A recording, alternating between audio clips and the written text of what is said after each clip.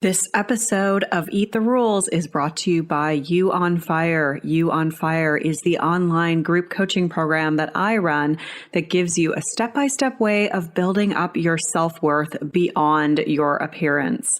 With personalized coaching from me, incredible community support, and lifetime access to the program so that you can get free from body shame and live life on your own terms. Get details on what's included and sign up for the next cycle at summerinanen.com/you on fire. I'd love to have you in that group. This is Eat the Rules, a podcast about body image, self-worth, anti-dieting, and intersectional feminism. I am your host, Summer Inanen, a professionally trained coach specializing in body image, self-worth, and confidence, and the best-selling author of Body Image Remix. If you're ready to break free of societal standards and stop living behind the number on your scale, then you have come to the right place. Welcome to the show.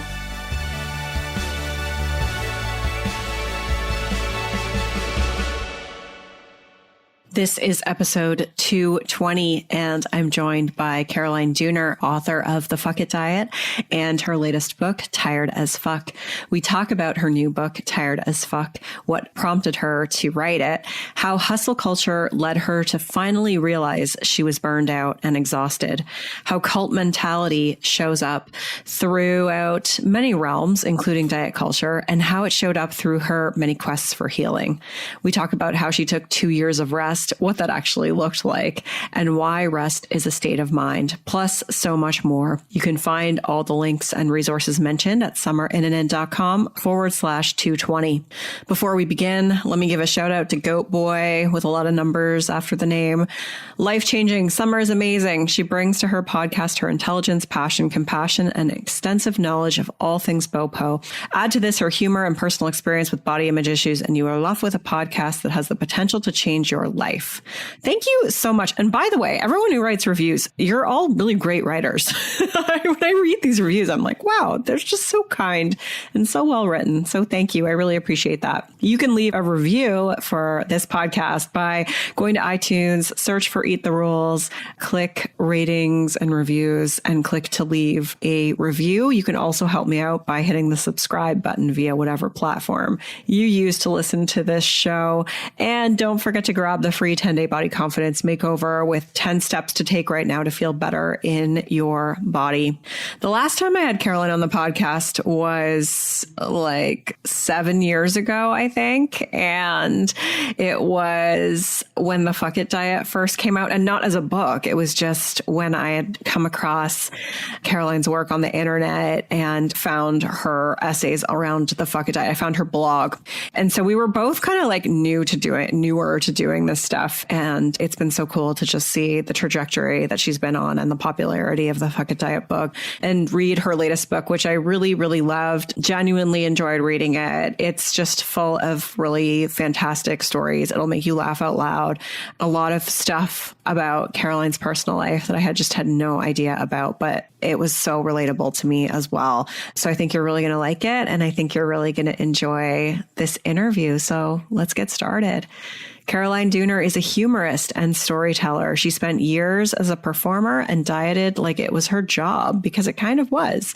After healing her relationship to food and embarking on a radical 2 years of rest, she writes about relationship with food and bodies and burnout. She lives with her anxious Bernedoodle in Pennsylvania, and they're just trying to live the simple life. She believes wholeheartedly in the healing powers of food and rest.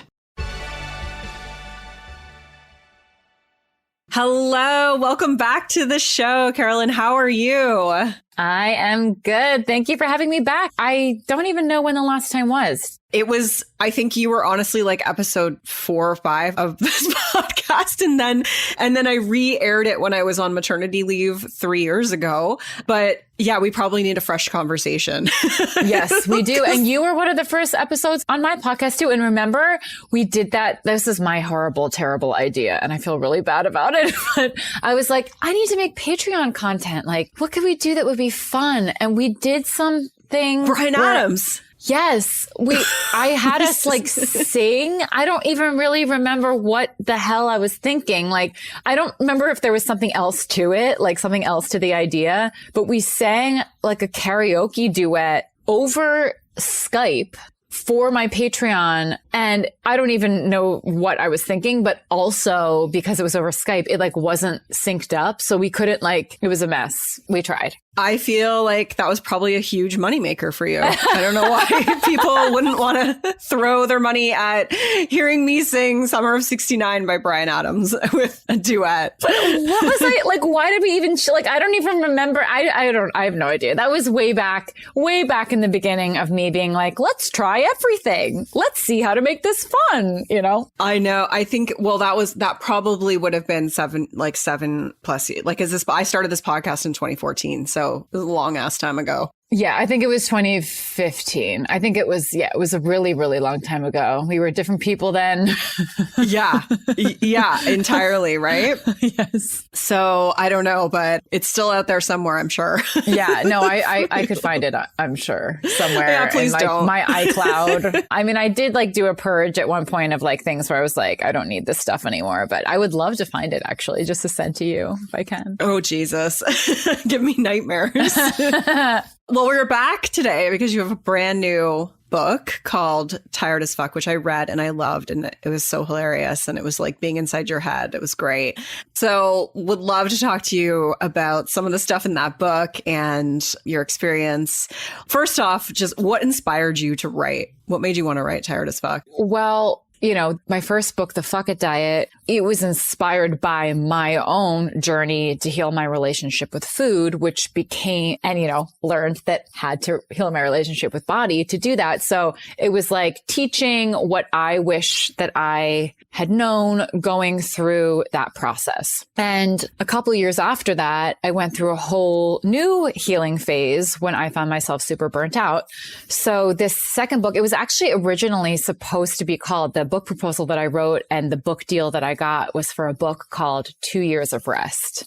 And so I thought it was going to be about that healing phase, which it is partially about that healing phase, but it doesn't come till later in the book because what I realized was that I had to explain how I got so tired in the first place. And, through that process, hopefully helping other people understand why they may be super tired too. They may be able to reflect, I have approached life with a similar mentality as well. Oh, I tried all of those things too. Oh, I have been, feeling super guilty for taking time off too. So it really is very memoir based, which I didn't know how much it would be, but it turned into pretty heavy storytelling.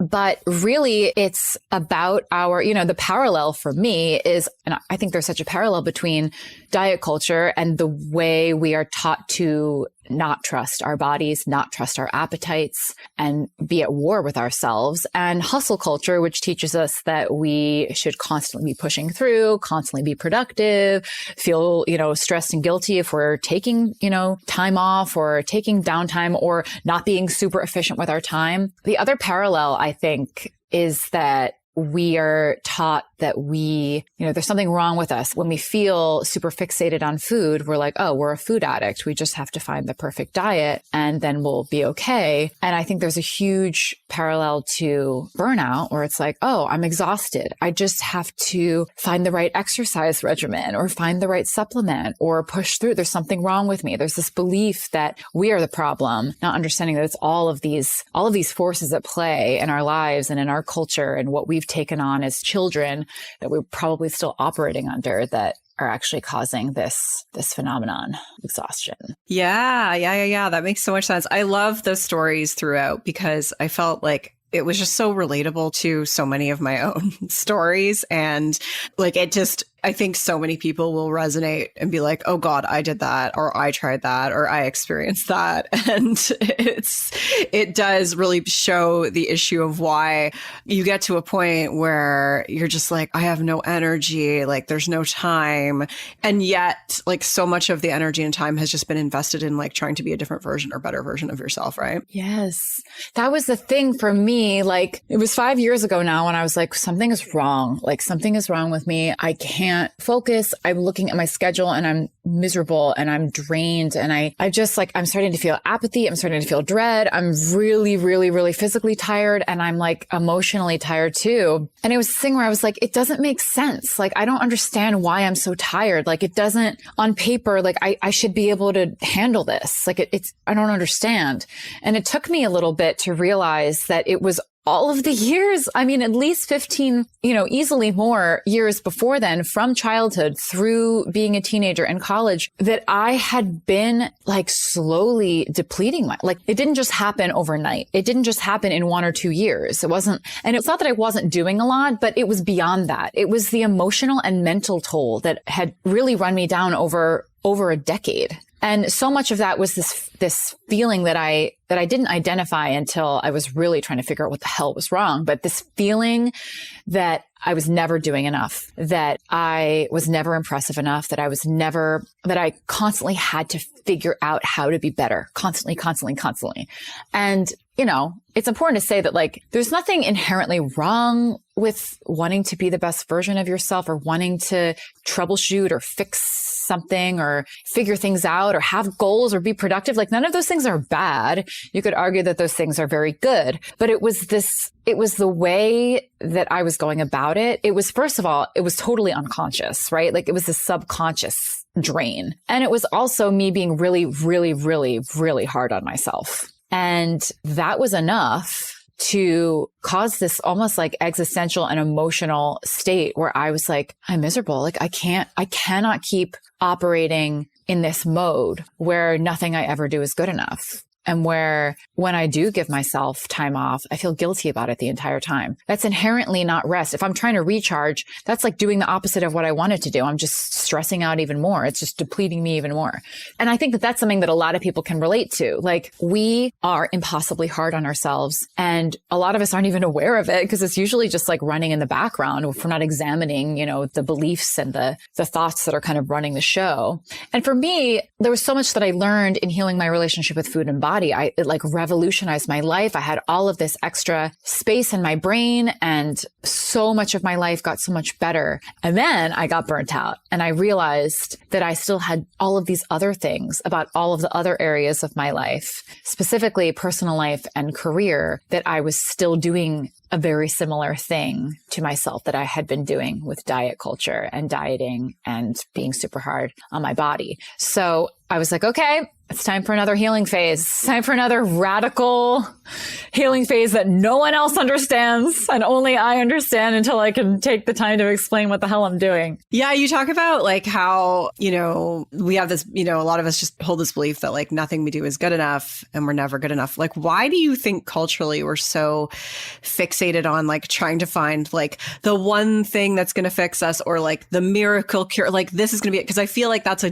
general theme in your book. Like, it's like, okay, this one thing, like whatever it is, whether it's from the diet realm or the self-help realm, it's like, this is going to be the thing that fixes everything. Why are we so drawn to that? So I think that there are two. I think it's a little bit of this and a little bit of that. I think to start, it's the way marketing is. Marketing is constantly telling us this is the thing. This is the thing that is going to heal you. And so we kind of become wired to believe that there is going to be that thing out there. And I really do think that aspirational marketing has so many of us believing that there is a perfect life. There is a perfect body and a perfect face. And, we tackle a lot of that in diet culture too, but also a perfect relationship and a perfect job and a perfect house and all of these things that are completely unattainable because even people with those quote unquote perfect whatever we think we see on Instagram, those are the perfect people. They're miserable in their own way or they have their own struggles. And we're just never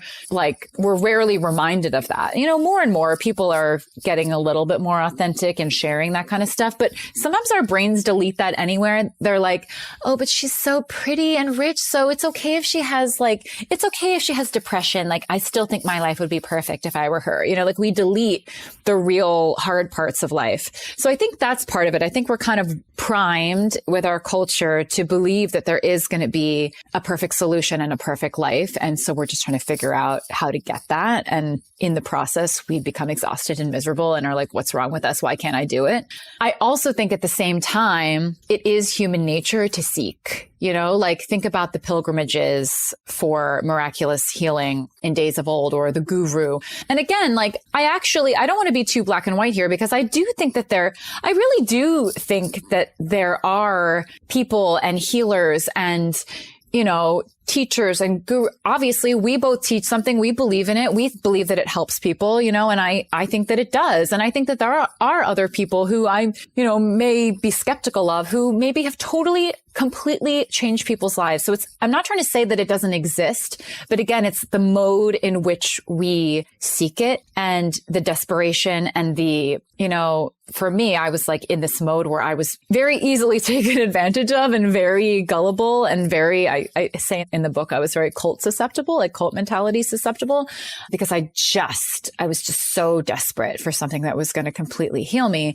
But I do think it's human nature to seek miracle cures, and for better or for worse, but often for worse, because it often ends up depleting us. And again, the problem is that we're expecting a perfect life. We're expecting to arrive at that destination where everything is finally easy. And that just isn't life. It just isn't how it works. So if we can remember that, and if we can realize that, it's not that I don't want to figure things out. It's not that I don't want to figure out how to make more money in my business, or, figure out why, people have, this is the thing, like I was seeking, and it starts with all the diets that I went on, and then all the self-help books.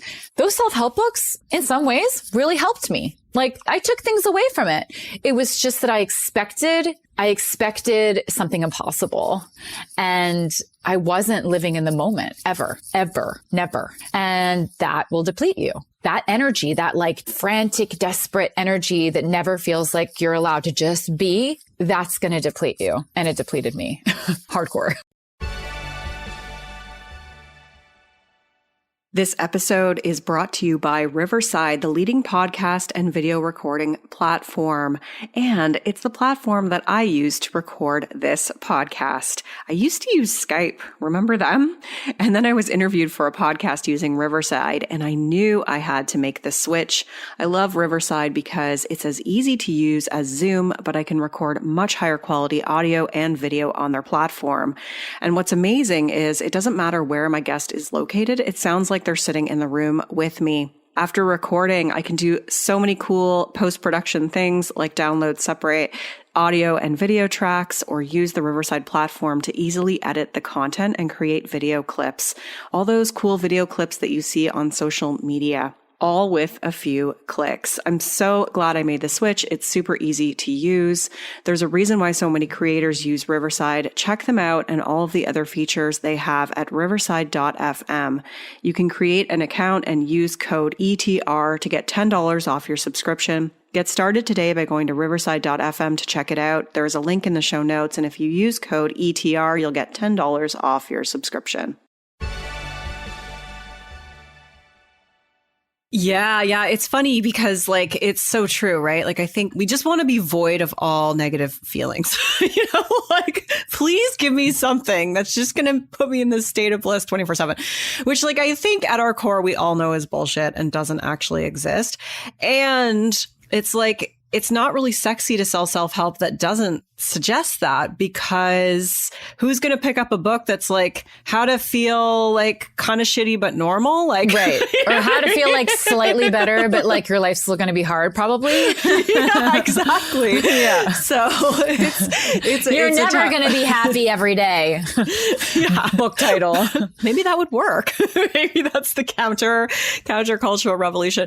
But yeah, no, I fully agree with you, because like I remember reading, like when I read like my first Brene Brown book, and I was like, what? Like there were so many nuggets in there that legitimately helped me and kind of set me on the trajectory that I'm on now. And I was also in that same frame of mind. And I think for me personally, it really came from, just like recognizing this core belief of feeling unworthy or not good enough was really like, if that's a driving, motivating behavior, like if I'm letting that to try and find something to fill that void versus like me trying to affirm that in myself, that's where it really starts to become, problematic. Because, money or like a thinner body, like nothing fills that that void if it's there. It'll just show up in another area. Right. And that's the thing, like the way, what I think I say it this way in the book, that the way you seek out your goal is the way you're going to experience your goal, unless you're very, very deliberate about changing the way you relate to the world. Meaning, if you receive that promotion, you will still be in a mode of desperation to get to the next place, or that you're going to lose that, because that's just the way it is. The goal doesn't create the state that you're in. You will still be in the state that you're in unless you deliberately change that state and that way of kind of like engaging with the world. Of my brain your just way went of being. totally blank. Yeah.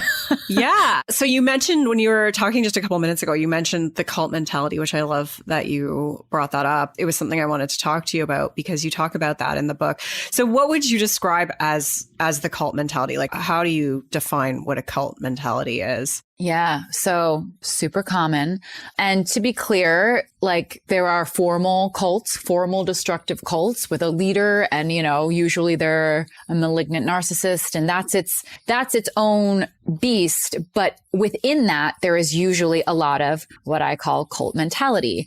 And that cult mentality is not reserved for formal cults. That cult mentality is everywhere. Once you understand how it works, you will see it in yourself. You will see it in a million different groups. You will see it in political parties. You will see it in schools. You will see it everywhere. And sometimes it's kind of benign, and often it kind of is a slippery slope. But it is black and white thinking. It is, I have found the way. I have found a group that has found the way. We are the good ones. We are the smart ones. We are the ones who are saving the world, or saving ourselves, or purifying our bodies, or going to become really healthy and beautiful. Wink, wink diets.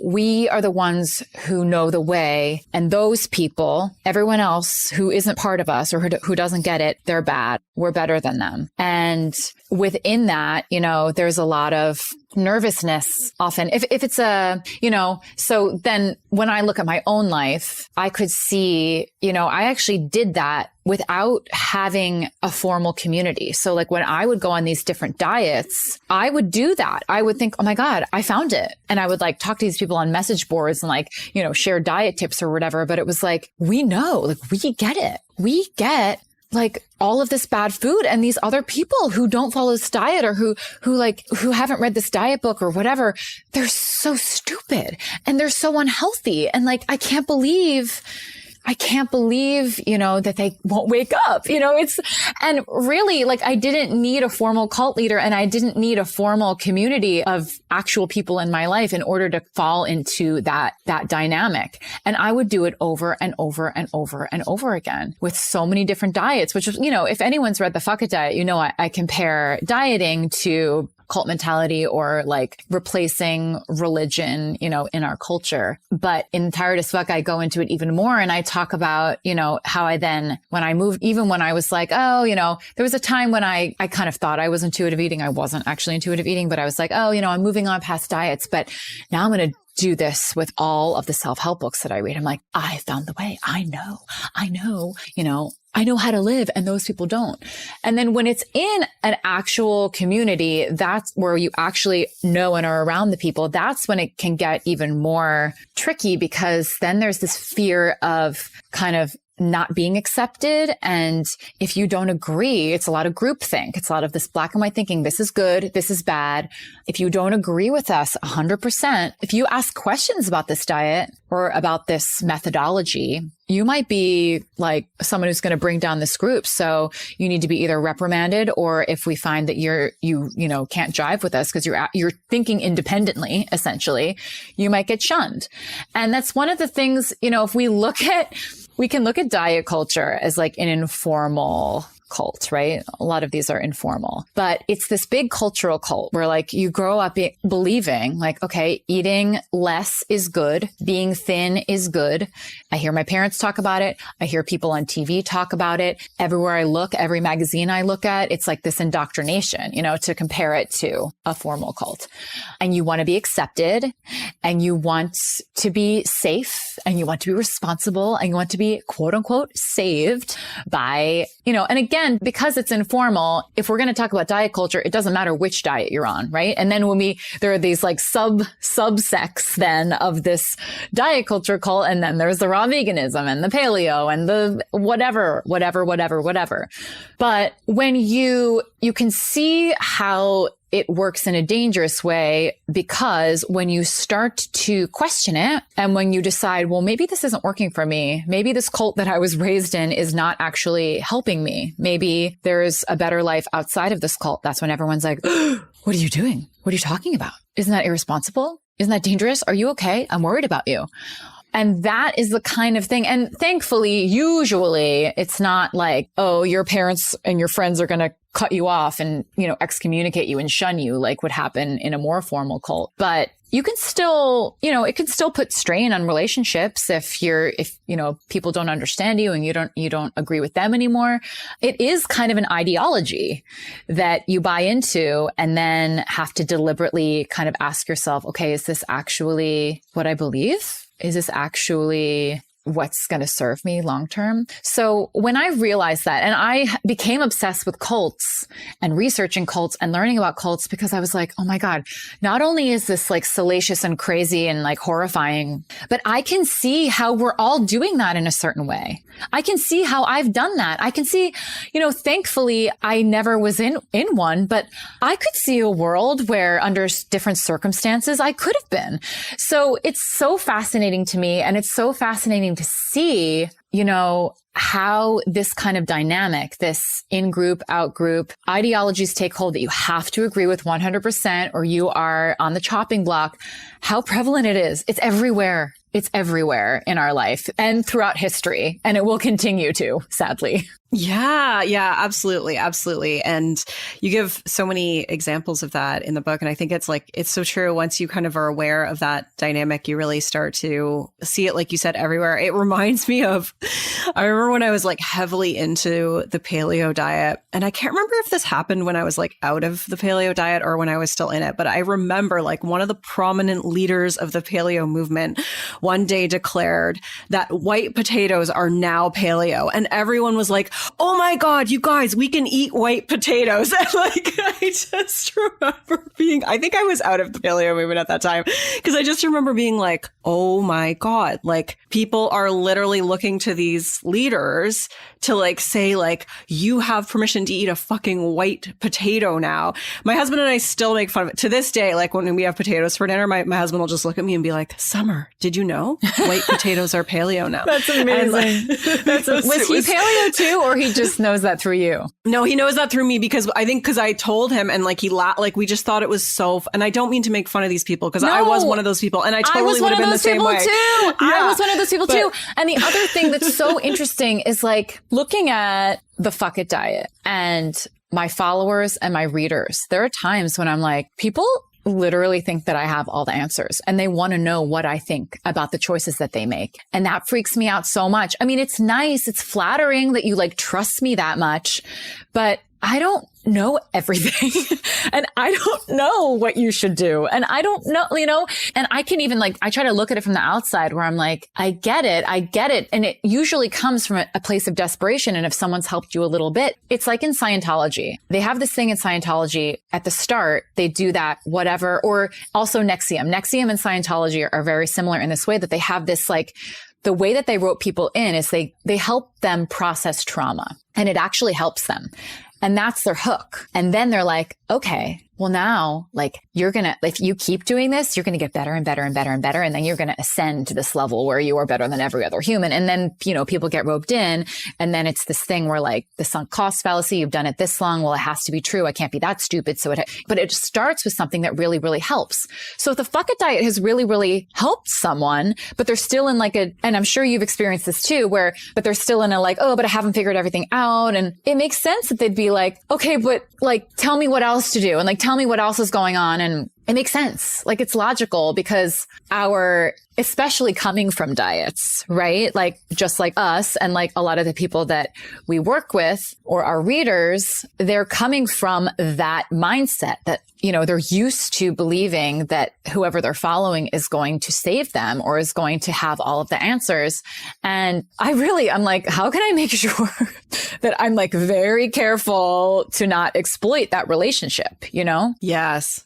Yeah. I mean, the cult mentality is in the anti-diet world 100%, like, or body positivity or whatever. Like it's, and I see it more and more and more. Yeah, I see it. Yeah, absolutely. And it's like, I did this really interesting course called The Racist Patriarchy in Coaching, and it like explored like the roots of coaching and where it came from and how so much of it, like you talked about, like Scientology or Nexium or whatever, like it's about control and like authority and so understanding that like how that dynamic shows up in self-help, in just like regular life coaching. And like, unless you're like, if you're not aware of it, you could easily just practice that or buy into it. And without seeing how damaging that is, because it's essentially trying to control like what people consume, how they consume it, how they think and how they act, which is not empowering at all, really. Yeah, exactly. And there are so many unethical coaches who probably don't even realize that they are. They're like following whoever their coach is. And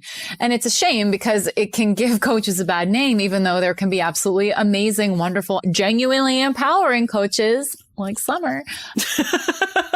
But it's tricky. It really is tricky, especially when you're marketing. Like marketing is tricky when you want to be honest, but you also want to excite people, Yes.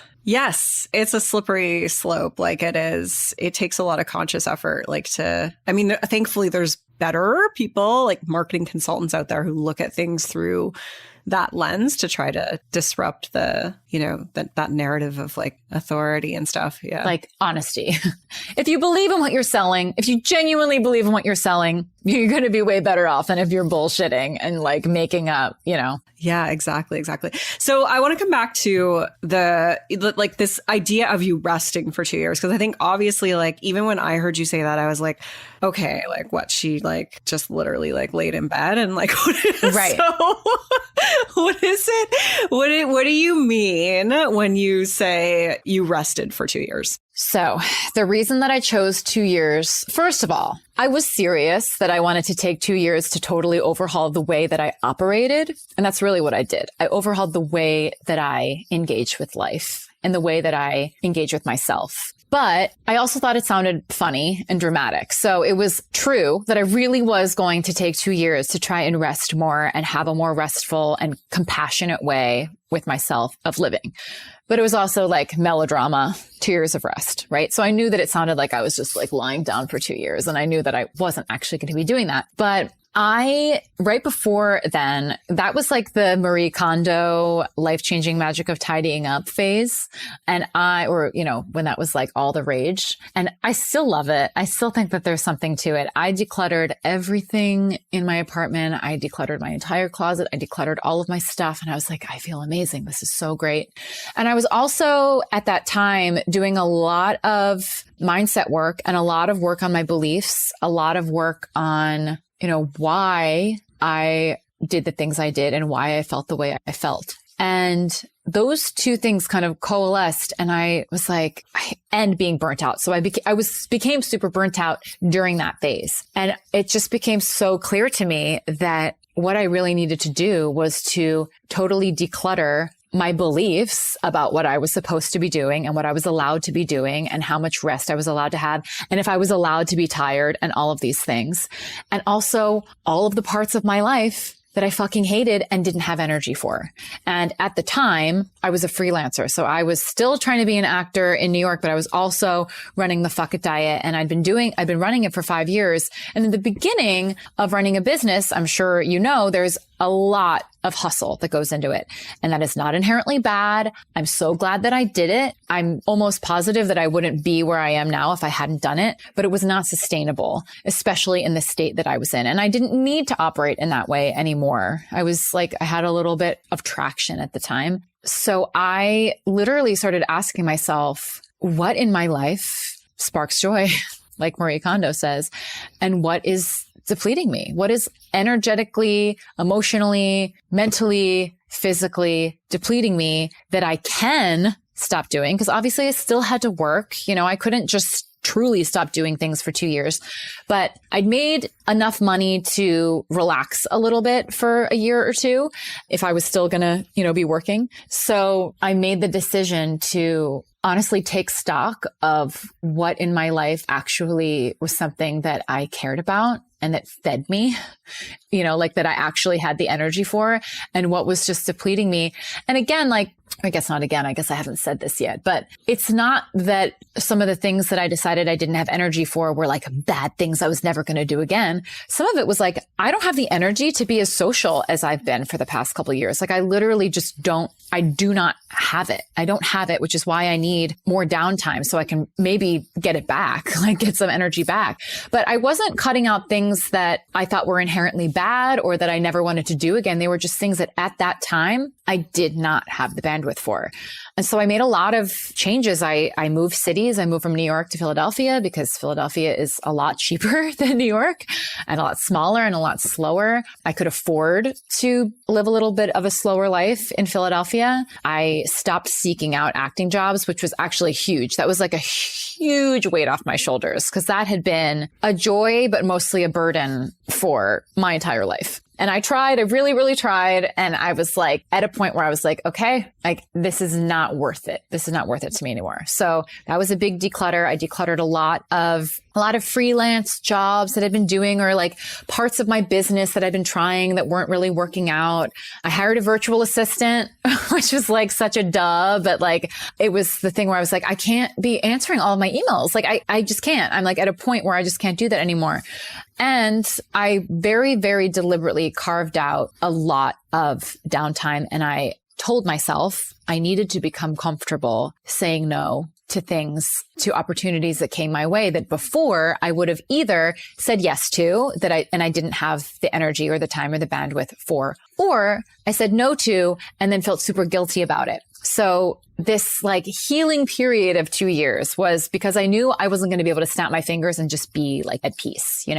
What I wanted was a life that offered me the opportunity for more peace and a slower pace. But I knew that because of the way I was operating and because of all the beliefs I had and because of all this like automatic stress and guilt that I felt over all these things, it was going to be this slow process of trying to change the way I operated, to change how quickly I said yes to things that I didn't really want to say yes to allow myself to say no, and then to work through the stress and the guilt that came up when I did. So, there was a lot that went into it. Was at a certain point, and I really was trying to do less. I really was. But so much of it was mentality. I needed to change the mentality that I was operating under. I needed to change my self-talk, the way I was talking to myself, which then caused the anxiety. And again, for so long, this was subconscious. I had to start being aware of that subconscious talk and like, okay, so I said no. Now I feel anxious. What's underneath that? What's the belief that's making me feel so anxious for saying no to this thing that I don't even want to do, that I don't even need to do? So really, it looked like trying to give myself the slower schedule that I knew that I needed to kind of like recuperate after becoming super burnt out, but then also really tackling that mental and emotional part, which was the biggest reason that I got burnt out in the first place, which was like the constant anxiety and stress and guilt that I was supposed to be doing something else. And like one of the mantras, so to speak, was like, I don't need to be doing anything else. I don't need to get anywhere else. I don't need to be somewhere more impressive in 2 years when I'm finished. I'm allowed to just be. And it was honestly revolutionary for me. And it was stress. I had to tell myself that all of the time. I would get very stressed that life was going to pass me by and I was going to regret it horribly. And I would say, I don't have to be anywhere else in 2 years. I do not have to be constantly impressive. I do not have to be more impressive in 2 years. I'm allowed to just be. Yeah, I think there's such a pressure, especially like as an entrepreneur, right? To like always be growing, always be like, like more followers, more engagement, more everything, and always be growing. And if you're not, then you're a failure. I think that really resonates with me. But one of the things that you talk about in the book is like how rest is really a state of mind, which I think is what you're speaking to here. So like, what's your advice to people who would like to adopt more of a like rest as a state of mind. Yes. So we all have different circumstances. We all have different amounts of things that we must do. And we all have different things that we want to do. Like there's no part of me that thinks that someone who's tired should do what I did and, you know, really like study what I did and like do it exactly. I don't think that that's helpful at all. I think the real question is, can we take stock of our own lives and of our own expectations that we put on ourselves and that we're maybe unconsciously operating under? And can we give ourselves a break? So I really think one of the things that I say in the book is, and one of the things that I did was I started because I was so burnt out at the time. And it was like, it was a moment of desperation where it was like, well, I don't know my immune system was fucked up. Like it was like all the mental and emotional stuff was affecting my physical body as well. It like genuinely run me down. So I made a list of everything in my life that I was doing and thinking that was depleting me, just so I could see it, just so I could tell myself like, look, on the outside, it doesn't really seem logical that you are so burnt out at 28 years old. Like you don't have any huge responsibilities. Like there's no, you know, it doesn't really make sense. But I was like, look, all of these things, all these beliefs, all of these ways that I've been like talking to myself and never, ever letting myself off the hook ever, ever, ever. All of these things has depleted me. And all of these parts of my job are depleting me. And all of these things that I'm forcing myself to do are depleting me. So then we look at the list and we say, what can we do something about? Because we can't do something about everything. There are a lot of people who are like, well, how do I declutter my kid? I can't. Like, I love them, but like they're depleting me. And it's like, well, yeah, you can't. Like, but maybe there are some other things that you can declutter. Maybe there are some expectations of what kind of a mother you're supposed to be or how much or how like perfect and engaged and, you know, making their food or whatever you're supposed to be. You know, like we take on a lot of stuff beyond what we have to because we think we should. And those are the things that we want to look at and say, okay, I can't declutter my exhausting family. Not that I want to, but I love them, but they are depleting and I can't do anything about it. But what can I do about the way I'm operating? What can I do about my expectations of all of the stuff, all of the extra stuff I'm supposed to do? What can I take off my plate? And then start small because it can be really hard, you know, and there will be a lot of beliefs that come up and a lot of like, oh God, is this responsible? Am I lazy? You know, there's going to be a lot that comes up, even if you just start slow. But it really is a question of, okay, how am I living? How am I operating? What are my beliefs? Is this still working for me? And is there anything I can do about it? Yeah, love it. That's so good. Well, I feel like I could talk to you about so many of the other things that you mentioned in the book, but I feel like we covered like some of the big themes and hopefully left enough intrigue, created enough intrigue that people want to go out and read it. But I thought it was so entertaining. I mean, I love more memoir style books. And so it was really fun to read about your history. And there were like some things that I just had no idea about you. We'll leave that as like a teaser. Yay. And yeah, and then the overall message of like, you know, rejecting those expectations and those shoulds and really trying to operate in a different frame of mind. Like, I guess instead of having your life run you, like, how can you really, you know, run your life instead of having it like run us into the ground, and understanding that so much of that is really culturally driven too. Yes. Oh my God. That means a lot to hear that you enjoyed it, honestly. Oh, ringing endorsement from yourself there. No, I know. I'm sure it's always hard, right? And I'm sure you're like in your head, like you probably read everything a million times. So I don't know. I mean, I can only imagine, like I'm the same way when I just write one email or something. So. Yeah, I know. It's crazy because there's a part of me that's like, this is a really fucking weird book. Like, and I got worried. I was like, I'm talking about things like maybe aren't relatable or whatever, you know, you like talk yourself into a tizzy, but it's really nice to hear the opposite of what I worry about. Well, that's usually how it goes, right? Well, okay. So where can people find the book? Where can people find more of you? People can find me on Instagram at The Fuck It Diet. I spend way too much time on there. So I'll be there. And you can find the book Tired as Fuck wherever books are sold in the US and Canada. And it will also be available in the UK and UK territories as well. It should be by the time people are listening to this. And you can also go to thefuckitdiet.com/tired and you can read the beginning of the book and see if you even like the beginning of the book to see if you want to actually read the whole thing. But yeah, anywhere books are sold, you should be able to buy it or in the very least order it. Yeah, well, it's great. I think it's highly entertaining and you're going to laugh. And like, I thought it was really good. So it's not a self-help book. It's not a self-help book. It's about self-help, but it's not a self-help book. Yeah. And no, but I really appreciated that. Like because I didn't really know what to expect going into it. And then I was like, oh no, this is really funny. And yeah, like I said, just so relatable because I was like, oh God, I did that too. And like, oh yeah, I remember that. And like, oh yeah, I felt that way. And like, oh God, my mom was like that too. You know what I mean? Like there's just a lot there. So oh yay, that makes me so happy. Yeah, awesome. Well, I wish you all the best with this. And thank you so much for being here today. Let's not wait another 7 years to have you back on the show. Oh my God. Well, in the very least, I'll try to come back in 7 years. Jesus, if I'm still doing this in 7 years, I don't know. Oh my God. I know that's the truth. I mean, maybe we'll meet in real life in 7 years. That's old, yeah. Yeah, seriously, if they'll let me cross the border. No, I'm just joking. Right. Okay. Right.